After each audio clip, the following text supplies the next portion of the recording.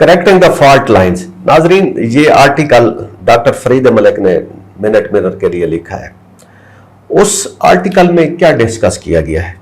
Correcting the fault lines, ये पाकिस्तान के context में है कि पाकिस्तान की फॉल्ट लाइंस को करेक्ट करना है। अगर हम पाकिस्तान की फॉल्ट लाइंस को गिनने लगे तो शायद गिनती कम पड़ जाती है। तवानाई का बहरान है, कर्जों का बहरान है, गवर्नेंस का बहरान है, पॉपुलेशन की मैनेजमेंट है, एंड सो ऑन, चलते जाएं। अब जब हमें ये मुल्क मिला था तो उस वक्त ये फॉल्ट लाइंस मौजूद नहीं थी। ये बाद में by and by self created fault lines है। कुछ शायद हम एक्सटर्नल फैक्टर का भी वो कर लेते हैं जिम्मेदारी के, उनकी वजह से है, लेकिन बाय एंड लार्ज ये हमारे सेल्फ क्रिएटेड क्राइसिस है। इनके ऊपर हम आज के इस प्रोग्राम में डिस्कस करेंगे। हमारे साथ मौजूद है इस आर्टिकल के जो ऑथर है डॉक्टर फरीद मलिक साहब। डॉक्टर साहब बहुत शुक्रिया, खुश आमदेद। डॉक्टर साहब, ये आपने जो आर्टिकल लिखा करेक्टिंग द फॉल्ट लाइंस, तो जब पाकिस्तान बना है तो इसके लिए तो बहुत ज्यादा कुर्बानियां और एक स्ट्रगल और एक स्टेट्समैनशिप हमारे लोगों की शामिल थी कि जिसके नतीजे में ये मुल्क वजूद में आया। अब जब 1947 से लेकर आज तक आप क्या समझते हैं कि ये हमारी डायरेक्शन ठीक है कि या गलत है, जिसकी वजह से ये फॉल्ट लाइंस क्रिएट हो रही है? देखिए जी, मेरे वालिद मरहूम ने तहरीक पाकिस्तान में हिस्सा लिया, तहरीक पाकिस्तान गोल्ड मेडलिस्ट भी हैं। तो उनकी कब्र पे मैंने ये शेर लिखवाया है, हम लाए हैं तूफान से कश्ती निकाल कर, इस मुल्क को रखना मेरे बच्चों संभाल कर। तो वाकई वो एक तूफान से किश्ती निकाल के लाए थे और काफ़ी कुर्बानियाँ दी गई और पाकिस्तान मार्द वजूद में आया। मगर बदकिस्मती हमारी ये है कि वो तो एक तूफान से कश्ती निकाल के लाए थे, हम कई तूफानों से इस कश्ती का सामना हमें करना पड़ा। एक तूफान नहीं, कई तूफान। सबसे पहला तूफान 58 का आया, जब मुल्क ट्रैक पे था, चल रहा था, ह्यूमन डेवलपमेंट हो रही थी, इंडस्ट्रियलाइजेशन हो रही थी, लोग पढ़ लिख रहे थे, अदारे बन चुके थे, आइन बन चुका था और हम एक ट्रैक पे थे, हमने ग्रो करना था। तो फौरन वजह का यग मार्शल लॉ लगा दिया गया, एब्रोगेट कर दिया गया कॉन्स्टिट्यूशन। वो पहली फॉल्ट लाइन वहाँ से शुरू हुई और वहाँ से फिर ये हुआ कि हमारे जो बंगाली भाई थे उन्होंने ये, उनके लिए बहुत बड़ा झटका था। फिर आपने दारुल खिलाफत जो है कराची से आप इस्लामाबाद पिंडी ले गए तो वो और एक और धचका लगा। तो ये फॉल्ट लाइन्स जो हैं ये करते करते करते करते हम 70 की दहाई तक पहुंच गए। अच्छा, 58 एक आप वो फर्स्ट टर्निंग पॉइंट करते, बल्कि बड़ा टर्निंग पॉइंट भी है जहां से ये सारा चेंज होता है। तो अगर उस वक्त हम कोई सियासी डायलॉग को फरोग देते और वही डेमोक्रेसी चलती रहती तो आपके ख्याल में ये फॉल्ट लाइंस क्रिएट ना होती, ये सानेहात और क्राइसिस? बिल्कुल, देखें ना जी, फॉल्ट लाइन क्रिएट ही तब होती है जब एक मखसूस तबका एक अपने मफाद के लिए काम करता है और कौमी मफाद के मुनाफी काम करता है, तब फॉल्ट लाइन्स क्रिएट होती हैं। सही, तो ये फिर हमने जब कौमी मफादात को पीछे रख के और एक तबके के मफादात के लिए, इशराफिया जिसे हम कहते हैं, उसके मफादात के लिए काम किया, खाम खा कर्जों के पीछे हम चल पड़े। 58 तक हमारी एक्सटर्नल डेट कोई नहीं थी, हम सादगी थी, लोग अपनी आमदनी में रहते थे और मुल्क सॉलिड तरक्की कर रहा था स्टेप बाय स्टेप, जिसमें और कौमें तरक्की करती हैं। हिंदुस्तान ने भी इस तरह तरक्की की।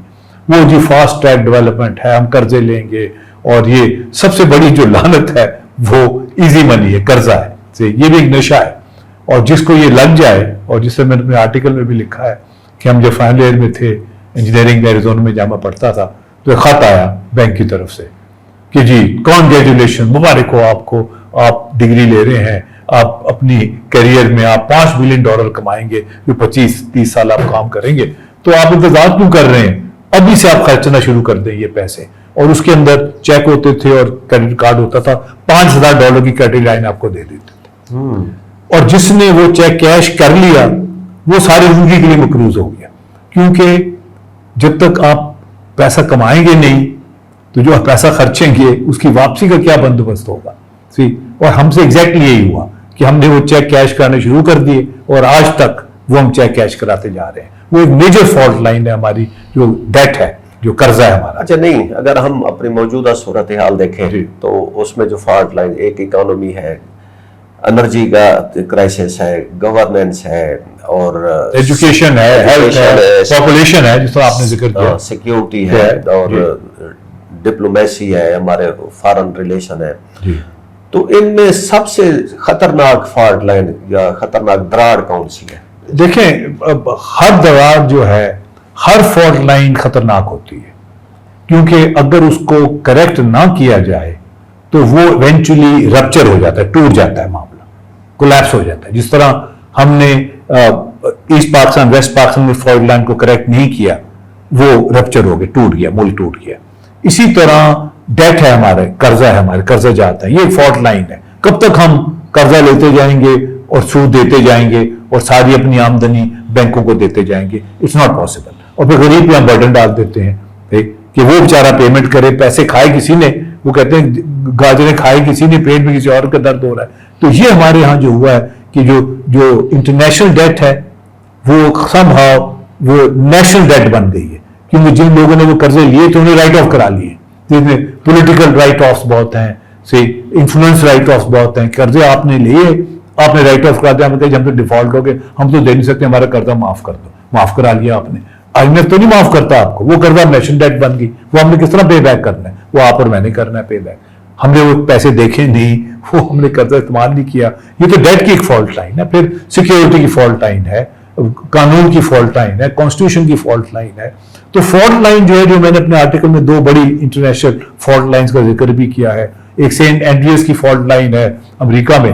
تو جب میں پہلی دفعہ گیا کیلیفورنیا میں ہے جی یہ، تو وہاں یہ ایک 800 میل لمبی ایک فالٹ لائن ہے جہاں 2 پلیٹس ہیں جو شفٹ کر رہی ہیں. تو وہ کوئی 2 انچ ہر سال وہ جو پلیٹ ہے وہ سمندر کی طرف جا رہی ہے. اور ان کا یہ خیال ہے کہ وقت آئے گا کہ جو سین فرانسسکو کا سارا بے ایریا یہ سمندر میں چلا جائے گا.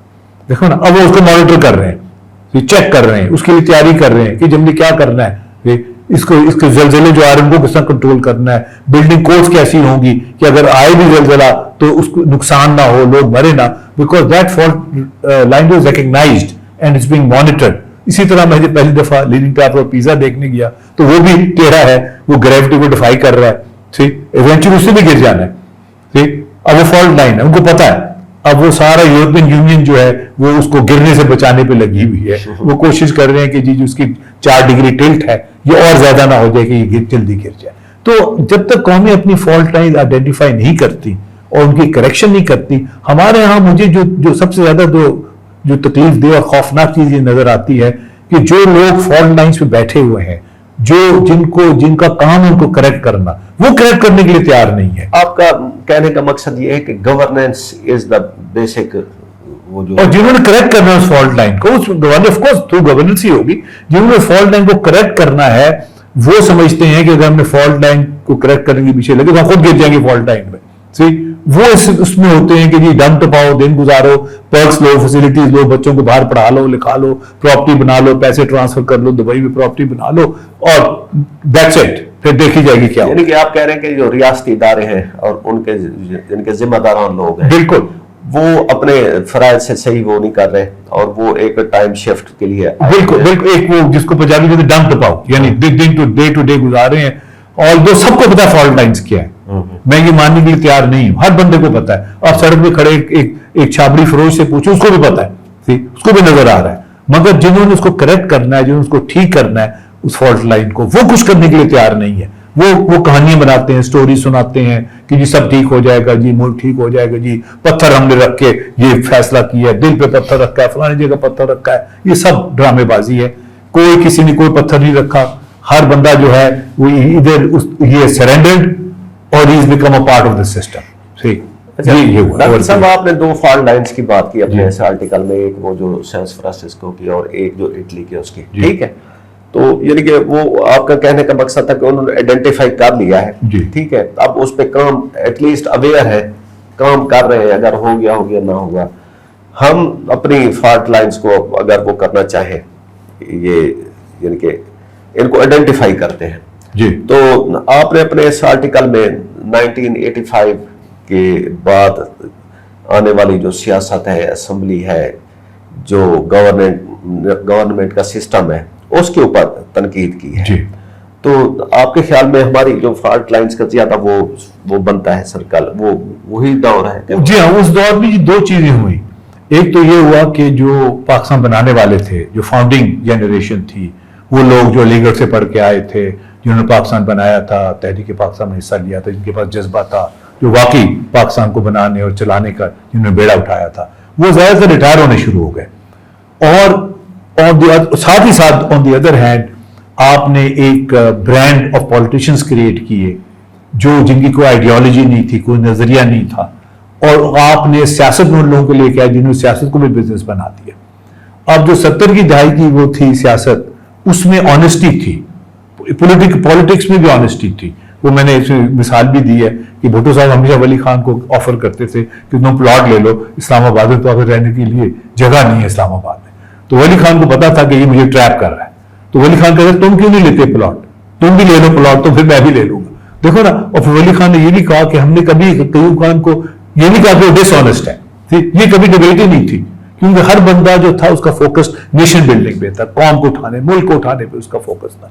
तो 85 के बाद जो लोग आए उन्होंने उसको सियासत और बिजनेस को मिक्स कर दिया, और ये और वो कॉन्फ्लिक्ट ऑफ इंटरेस्ट, अपने हक में फैसले करने, एसआरओ इशू करना, फायदे उठाने, कर्जे लेके प्रोजेक्ट्स करना, कोई पे बैक नहीं था जिसमें उससे बेशुमार फॉल्ट लाइन्स क्रिएट हुई, मेरिट कॉम्प्रोमाइज होना शुरू हो गया, आपने अगेंस्ट मेरिट लोगों को रखना शुरू कर दिया, सियासी भर्तियां शुरू हो गई। ये सारा कुछ जो हुआ, इससे अदारे आस्ता आस्ता तबाह होने शुरू हो गए।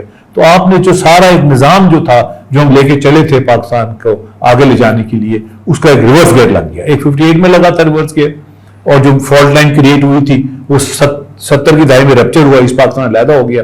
फिर जो हमने रिकवर किया, भुट्टो साहब कहते थे we are picking up the pieces, जो हमने पीसेज उठाए, आइन बनाया, मुल्क को दोबारा ट्रैक पे लगाया, वो 77 के बाद वो दोबारा उन्होंने सारा 85 तक हर चीज तहस नहस कर दी। और जो पार्टी सिलेक्शन हुआ 85 का, उसने जो रही सही कसर थी वो भी पूरी कर दी, और बगैर आइडियोलॉजी के, बगैर पार्टी के लोग आए। इफेक्ट अभी तक है। और उस वक्त हमारी एक्सटर्नल डेट को 10-15 बिलियन डॉलर थी, अब 140 बिलियन डॉलर को एक्सीड कर गई है। हम कर्जे लेते हैं इस तरह की, कभी वापस ही नहीं करने से, कोई पे बैक ही नहीं है। तो मुझे वही खत याद आ जाता है जो वो बैंक से आया था मुझे वहां अमेरिका में, मैं पढ़ रहा था फाइनल ईयर में, कि जी आप अभी ये ले, इसमें $5,000 या $10,000 का हमने आपको दे दिया है, अब जाए कैश कराएं, मौज करें। ये भी एक नशा है, जो इजी मनी है, ये भी नशा है। और जो इस नशे में, इस लत में लग गया, वो अदारा हो, मुल्क हो, कौम हो, इंडिविजुअल हो, वो दे आर डूम्ड। और external debt is that easy money. बिल्कुल एग्जैक्ट, वो इजी मनी था। फिर गवर्नेंस का आपने क्राइसिस क्रिएट कर दिया, मेरिट आपने कॉम्प्रोमाइज किया, है ना, रूल्स एंड रेगुलेशंस आप फॉलो नहीं करते, अच्छा पब्लिक को रिलीफ नहीं आप देते।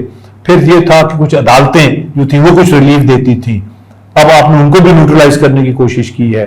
तो यानी जो पब्लिक रिलीफ मैकेनिज्म जितने थे, जो कोर्स करेक्शन करते हैं, जो इन फॉल्ट्स को आइडेंटिफाई करते हैं और करेक्ट करते हैं, आपने उनको भी रोकना शुरू कर दिया, यानी कि चेक्स एंड बैलेंसेस को भी आपने तबाह कर दिया। तो और पता भी सबको है कि जी ये फॉल्ट्स हैं, और इनको हमने करेक्ट करना है।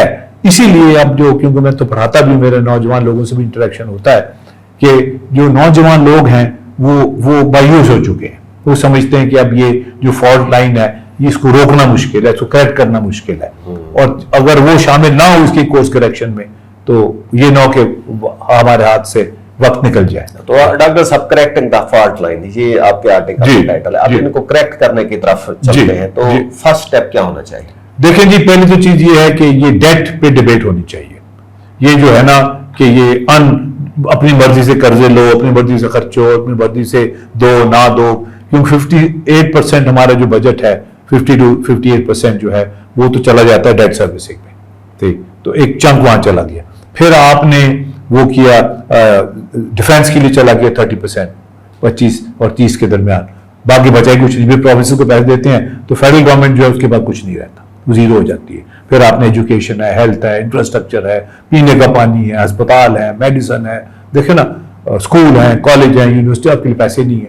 तो पहली तो चीज ये है कि आपने गवर्नेंस, डेट एंड एनर्जी, ये तीन चीजों को आपने रिजॉल्व करना है, और इसके लिए बाकायदा एक नेशनल डिबेट होनी चाहिए, اور یہ فالٹ لائنز کو ایکسیپٹ کرنا چاہیے کہ یہ ہے فالٹ لائنز ہماری، ان کو ہم نے کریکٹ کرنا ہے، اور ہمارا جو دنیا کی مہنگی ترین انرجی، مہنگی ترین بجلی، مہنگی ترین گیس، یہ ملک نہیں چل سکتا، نہ اس کی ایکسپورٹ ہوگی، نہ اس کی انڈسٹری چلے گی، اور نہ ڈائریکٹ انویسٹمنٹ آئے گی. تو یہ دس از اے میجر فالٹ لائن.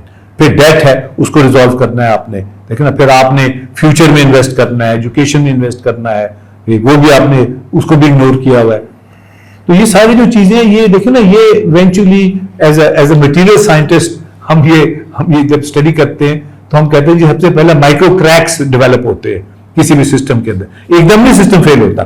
یہ جو پھٹتے ہیں، یہ LNG کے جو گاڑی میں جو لگے ہوتے ہیں یہ سلنڈرز، یہ ایک دم نہیں پھٹتے، اس کے اندر کریکس شروع ہو جاتے ہیں بننا.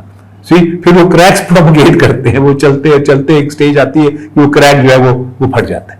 تو اب وہ کریک اتنے ہمارے اندر موجود ہیں سسٹم میں. That's what a fault is a crack. ان کو اگر ہم نے پر نہ کیا، ان کو چیک نہ کیا، تو یہ بلاسٹ کی طرف، سلنڈر کی طرح یہ بھی بلاسٹ ہو سکتے ہیں. تو ناظرین، اب اس پروگرام کو اختتام کی طرف لے جاتے ہیں. ڈاکٹر صاحب، اگر یہ جتنے فالٹ لائنز ہیں، آپ کو لگتا ہے کہ کسی ہم ایک کرائسس پہ صحیح کام کر رہے ہیں؟ آپ نے جتنی باتیں کی نا کہ ڈیٹ پہ ڈسکشن ہونی چاہیے، انرجی گورننس کے اس کو بات کرنی چاہیے، اس کو ٹھیک کرنا چاہیے، تو کسی پہ ویسے ہم کوئی رائٹ کورس پہ ہیں؟ دیکھیں جی، وہ فارسی میں وہ کہتے ہیں عذر از گناہ بدتر از گناہ. پہلے اب یہ ہمیں ایکسیپٹ کرنا چاہیے کہ ہم گناہ گار ہیں، گناہ ہم سے سرزد ہوا ہے، فالٹ لائنز ہیں. ہم تو یہ بھی ماننے کے لیے تیار نہیں. کریکشن تو بعد میں آئے گی نا جی. پہلے آپ ڈائگنوز کریں گے تو پھر آپ اس کا علاج کریں گے. آپ اخبار اٹھا کے دیکھ لیں، سب میں یہ لکھا ہوتا ہے جی بس حالات ٹھیک ہو رہے ہیں، جی اکانومی بھی ٹھیک ہو رہی ہے، جی GDP بھی ٹھیک ہو جائے گا، قرضہ بھی آ جائے گا، یہ بھی ہو جائے گا، وہ بھی ہو جائے گا. پوائنٹ یہ ہے، ٹو آنسر یور کوشچن، ہم نے ابھی تک یہ ایکسیپٹ نہیں کیا کہ ہم وی آر سنکنگ. ہمارے جو ہے کریکس جو پروپگیٹ کر رہے ہیں، فالٹ لائن جو ہے، جس طرح وہ سین اینڈریاز کی فالٹ لائن جو ہے، وہ ہر سال وہ 2 انچ سمندر کی طرف جا رہا ہے. ہم بھی جا رہے ہیں. جو لینک ٹاور آف پیزا ہے، گریوٹی اس پہ اٹیک کری جا رہی ہے، اس کو روکنے کی کوشش کر رہے ہیں کہ یہ گرے نا. تو ہم وہ کوشش بھی نہیں کر رہے، کیونکہ ہم ابھی تک یہ ایکسیپٹ نہیں کرتے کہ یہ ہماری فالٹ لائنز ہیں اور اس کو ہم نے کریکٹ کرنا ہے. اگر سیریسنس ہوگی تو ہم اس کا بالکل سولوشن ڈھونڈ سکتے ہیں، سولوشن ڈھونڈیں گے. اب جس طرح ہم نے نیوکلیر ڈیوائس بنائی، کیونکہ ہمیں معلوم تھا اگر ہمارے پاس ایٹم بم نہیں ہوگا تو ہم ملک اور مزید ٹکڑے ہو جائے گا. جو 2 ٹکڑے ہوا تھا، 2 لخت ہوا تھا 70 میں، ہم نے بچا لیا. اس وقت ہماری عزت اسی لیے ہے، ہماری طرف بیلی آنکھ سے کوئی نہیں دیکھتا، بیکاز ہمارے پاس ایک پاور ہے، ایک اسٹرینتھ ہے، ٹھیک ہے نا. تو اس کو ہم نے لے کے آگے جانا ہے، اور جو فالٹ لائنز کریٹ ہوئی ہوئی ہیں ان کو کریکٹ کرنا ہے. Otherwise we have no future. یہ میرا پوائنٹ آف ویو ہے اس کے بارے میں. ناظرین، قومیں تبھی بنتی ہیں جب ان کو اپنے کرائسس کا پتہ ہو، فالٹ لائنز کا پتہ ہو. ہم اس پروگرام کے تھرو ایٹ لیسٹ ان ایشوز پر ایک ڈسکشن کریٹ کرنے کی کوشش کرتے رہتے ہیں، تاکہ اس پہ کوئی، جب ڈسکشن سے ہی پہلا سٹیپ ہوتا ہے، راستہ نکلتا ہے. تو آپ ہمارا پروگرام دیکھتے رہیں اور اپنی رائے سے آگاہ کریں. اجازت دیجیے. خدا حافظ.